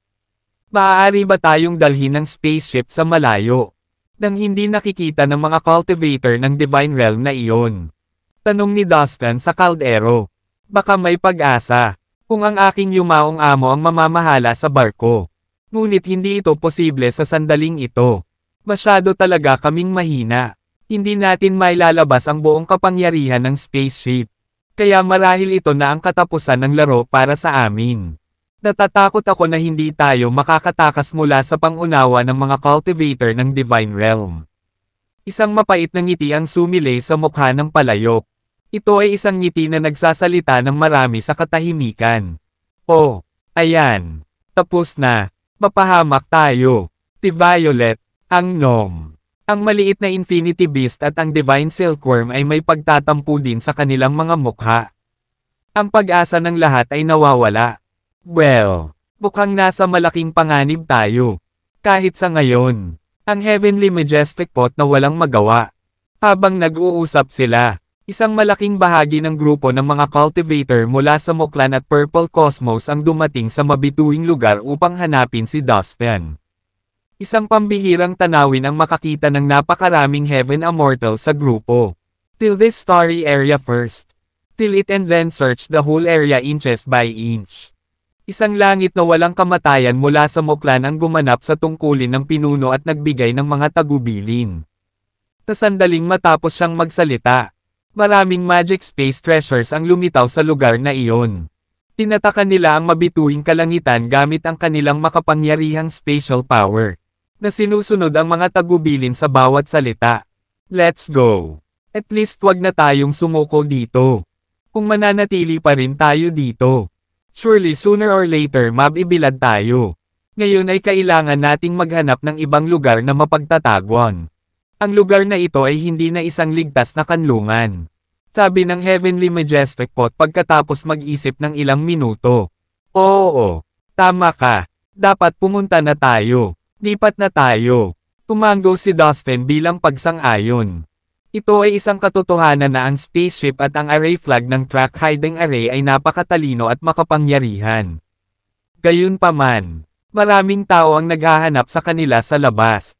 Kung gumawa sila ng isang talamak na paghahanap sa bawat pulgada ng espasyo, may mataas na posibilidad na matagpuan at mahuli.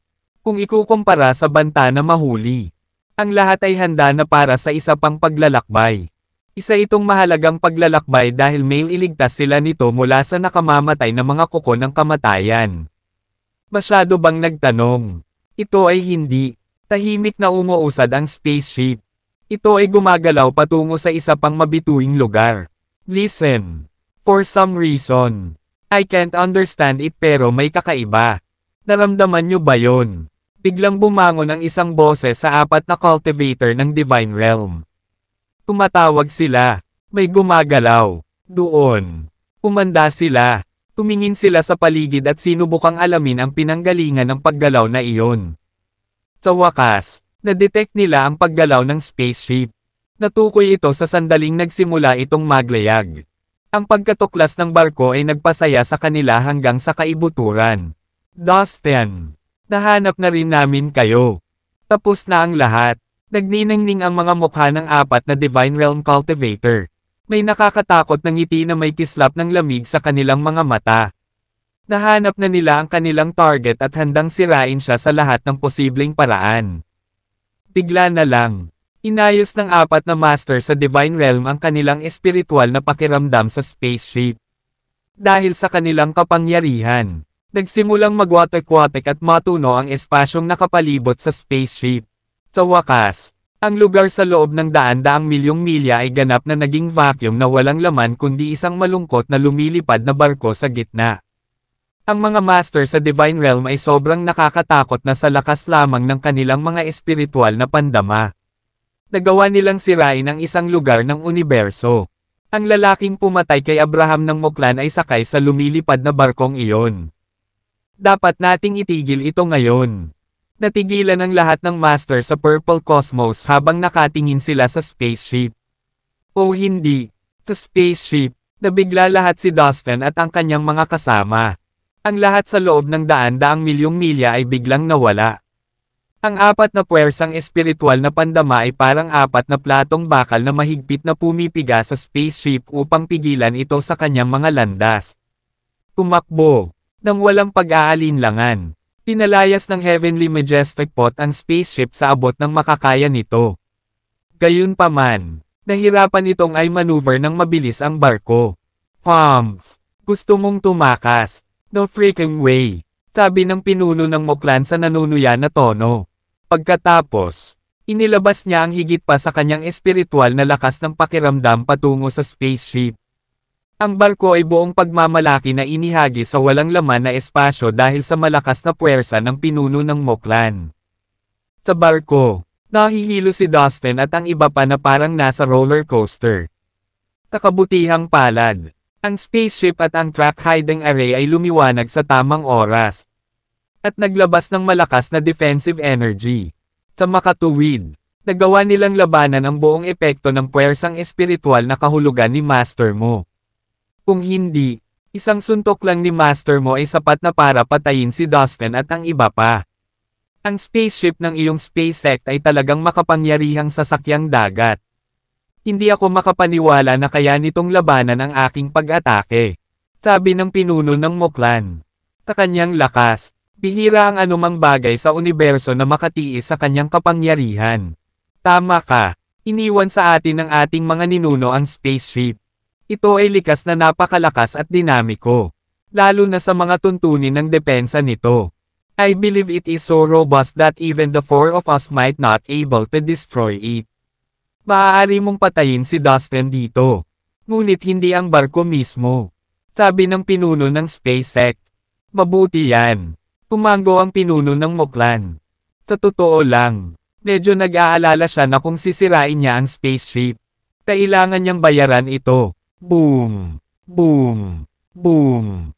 Ang apat na master sa Divine Realm ay naglabas ng kanilang mga puwersang pang-espiritual upang patuloy na bumagsak sa spaceship. Ang barko ay parang bola ng sinulid ng pusa na inihahagi sa malawak na espasyo. Sa barko, si Dustin at ang iba pa ay natama ng malakas. Lahat ay lubhang nasugatan, at ang ilan ay samuka pa ng maraming dugo.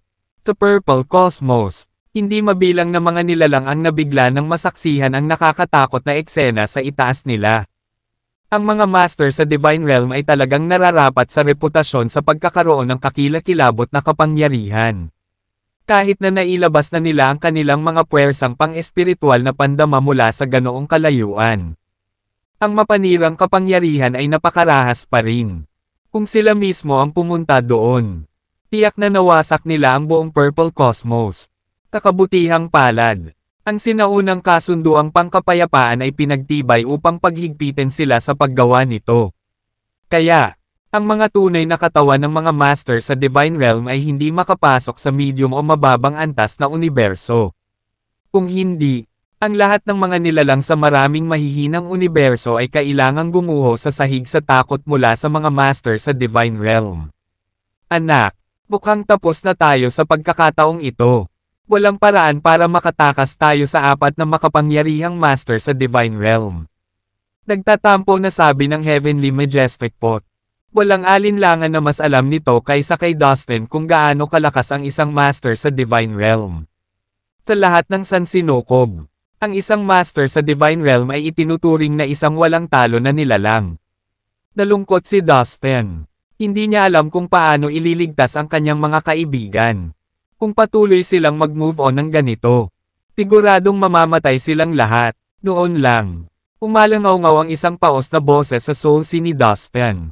Anak, bakit mo pinukaw ang apat na master sa Divine Realm? Napaka-high maintenance brat mo.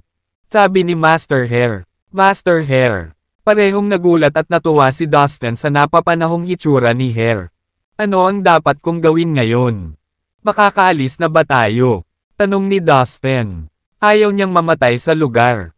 Hayaan na lang ang kanyang mga kaibigan na magdusa sa kahihinatnan ng kanyang mga aksyon. Ngayong ipinagkatiwala ka na sa akin ni Peterson. Kailangan ko munang mamatay bago ko pabayaan na may pumatay sa iyo. Huwag kang mag-alala. Gagawa ako ng paraan para iligtas ka sa lahat ng paraan. Sabi ni Hair habang sinusubukang aliwin si Dustin. Oh, Master Hair. Mangyaring huwag gumawa ng anumang bagay na maaari ring makapinsala sa iyo. Baka ako mismo ang makakaisip ng solusyon. Lalong nag-alala si Dustin kay Hair. Ayaw niyang may mangyaring masama sa matanda dahil sa kanya. Ano kaya ang nasa isip mo? Binata, huwag kang mag-alala. Ipaubaya mo na lang sa akin. May plano ako. Haharanggan ko ang mga espiritual na pandaman ng apat na master sa Divine Realm. At pagkatapos ay agad na itataboy ng Heavenly Majestic Pot ang spaceship. Dapat mong tandaan na humanap ng ligtas na lugar pagkatapos mong umalis. Manatili ka dyan at huwag kang gagawa ng anumang galaw. Tatulong ng spaceship at ng track hiding array. Kung pipigilan mo, halos hindi ka nila mapapansin. Maliban kung ang kanilang pisikal na katawan ay pumunta dito sa cosmos na ito. 2/3. Pagkatapos, kailangan mong mag-isip ng paraan para makalusot sa lihim na daanan para makapasok sa Yellow Cosmos. Sabi ni Hair. Sabay na ipinadala ang kanyang boses kay Dustin at sa Heavenly Majestic Pot.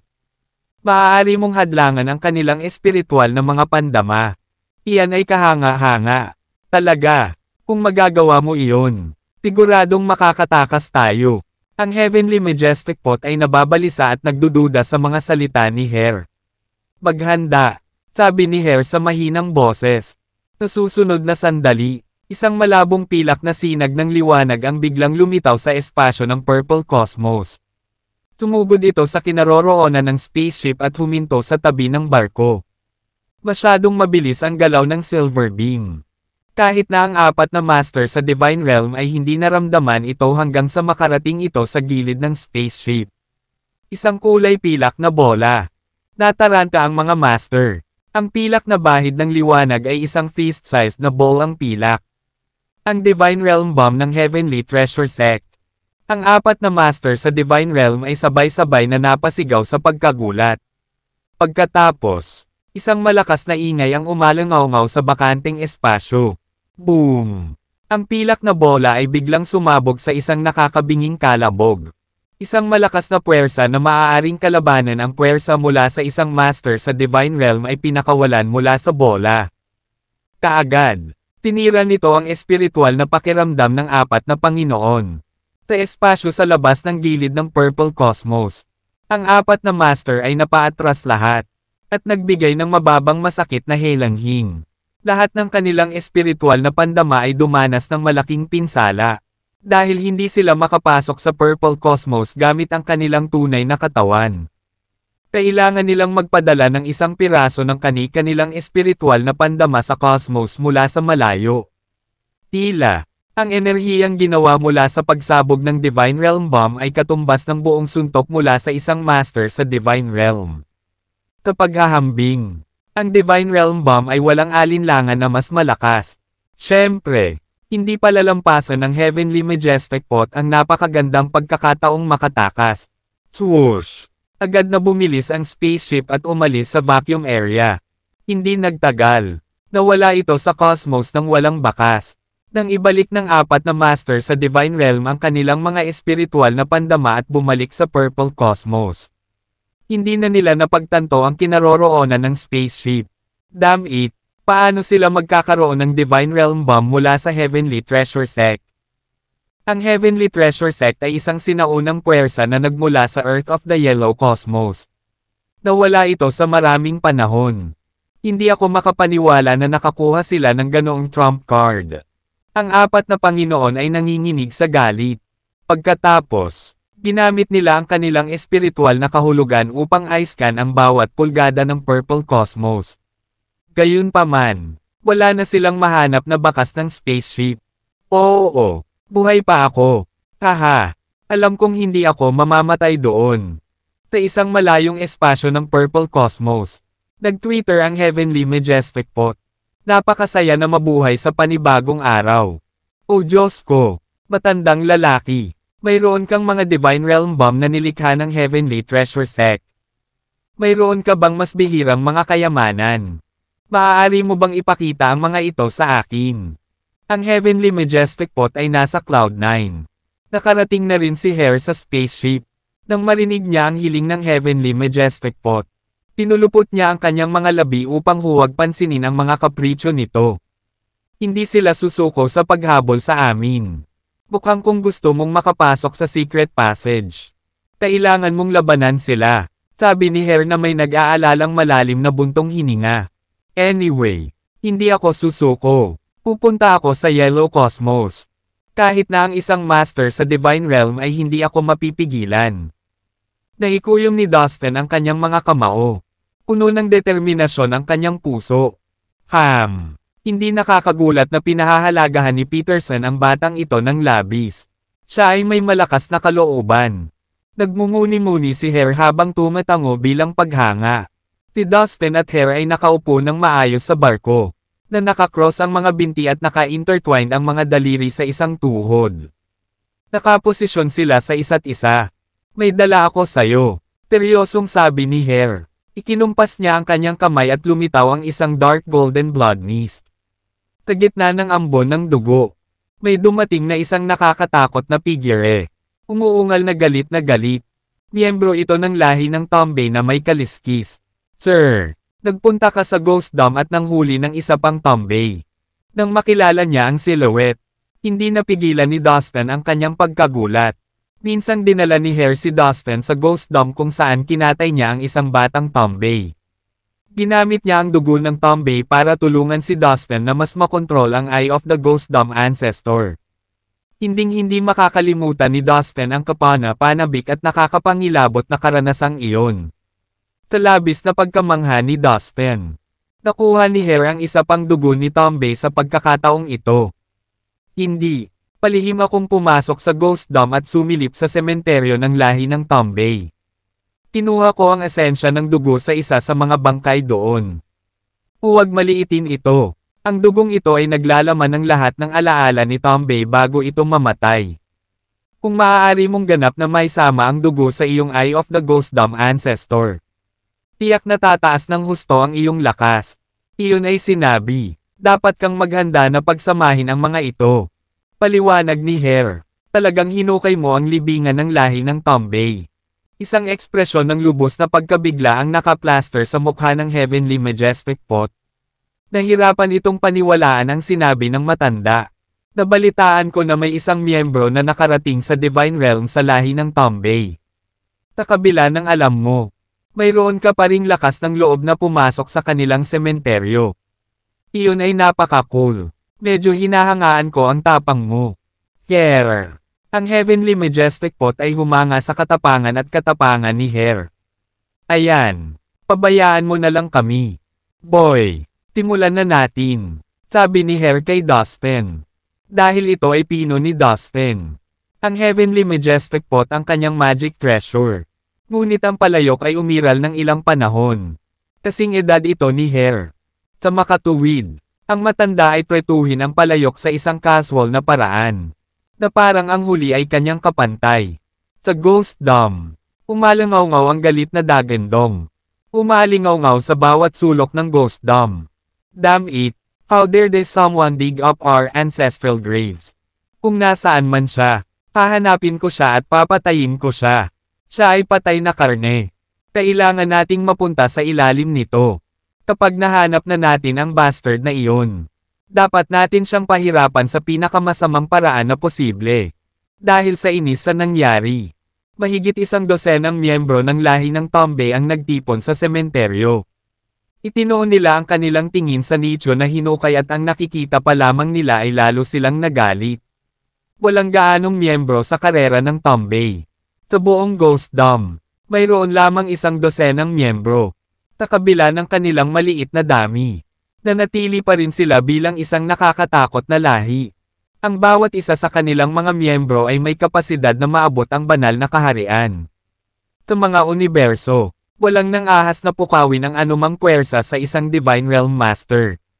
Dahil ang bawat miyembro ng lahi ng Tombe ay may kakayahan na pumasok sa Divine Realm. Maaari lamang itong mga hulugan na sila ay napakalakas na mga individual. Higit pa rito, nasiyahan sila sa kalupitan at walang awa na masaker. Ang pagkitol sa buhay ng ibang nilalang ang kanilang pinagmumulan ng kasiyahan. At sila ay lubos na magaling dito. Sa makatuwid, ang mga puwersa ay pigilin ang pagtawid sa lahi ng Tombe. Mas ginusto nilang nasa kanilang magandang biyaya baka gusto nilang mapuksa kaagad. Kahit na mayroon silang isang nakakatakot na reputasyon, may isang tao pa rin ang may lakas ng loob na hukayin ang libingan ng lahi ng Tombe. Kung ito ay lumabas, tiyak na magdudulot ito ng hindi pa nagagawang sensasyon. Alam ko kung sino ang gumawa nito.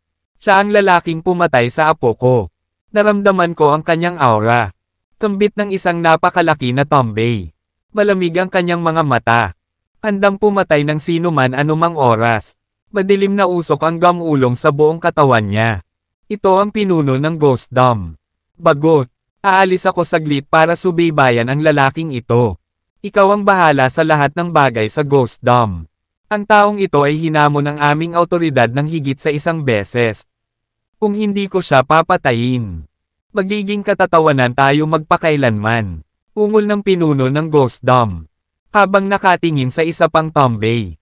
Kitang-kita sa mga mata ng pinuno ang nakamamatay na tingin.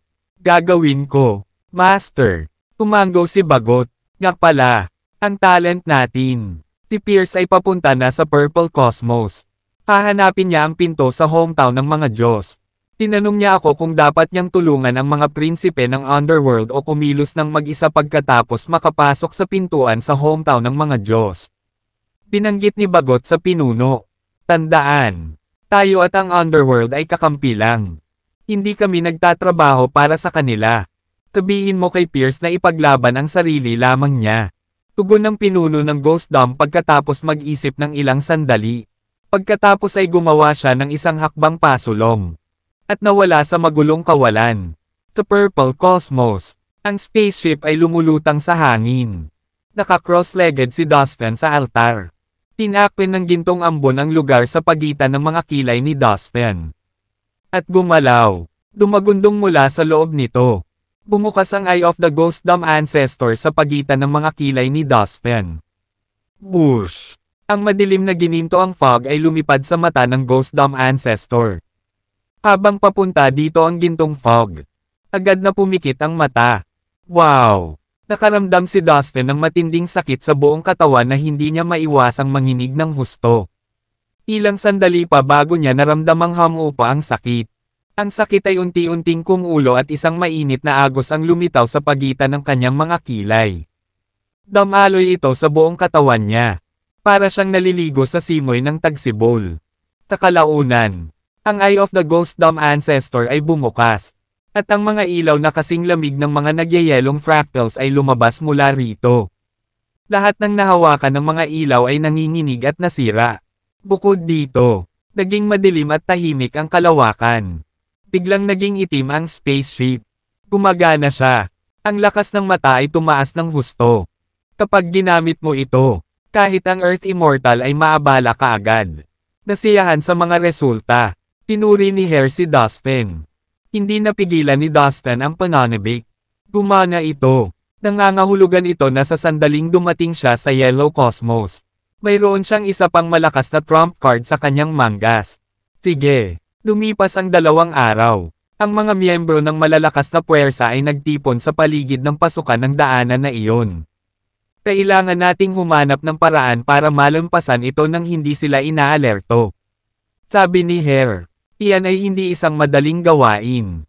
Sa nakalipas na 2 araw, ang 4 na Divine Realm Masters ay hindi umalis. Inilabas nila ang kanilang espiritual na kahulugan upang hanapin tayo. Napangiti ng mapait ang Heavenly Majestic Pot. Ito ay malapit ng maging isang mahirap na gawain para sa kanila na gampanan. Terra na, determinado. Nagpasya si Hare na magpatuloy kahit ano paman. Bahagyang yumanig ang spaceship at lumipad patungo sa gilid ng Purple Cosmos kung saan matatagpuan ang lihim na daanan. Sa labas ng Purple Cosmos, ang 4 na Divine Realm Masters kasama ang pinuno ng Moklan ay lumulutang pa rin sa kawalan. Kanina pa sila naghihintay doon. Ito na ang araw ng pagpasok sa daanan. Hindi ito palalampasan ni Dustin. Babantayan namin ang pasukan ng daanan. I bet hahanapin natin siya. Sa isang determinado at nakamamatay na tingin sa kanyang mga mata.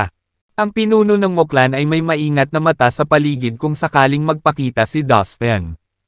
Tama ka. Kailangan lang nating maghintay dito. Ang 3 pang master ng Divine Realm ay tumango na may kasamang panunuya. Uminto ang spaceship sa gilid ng Purple Cosmos. We're here. Ito ang pasukan sa daanan doon. Itinuro ni Hare ang harapan. Ang harapan naman ay napuno na ng mga makakapal na nilalang. Ang bilang ng mga ito ay hindi bababa sa higit sa 100 milyon.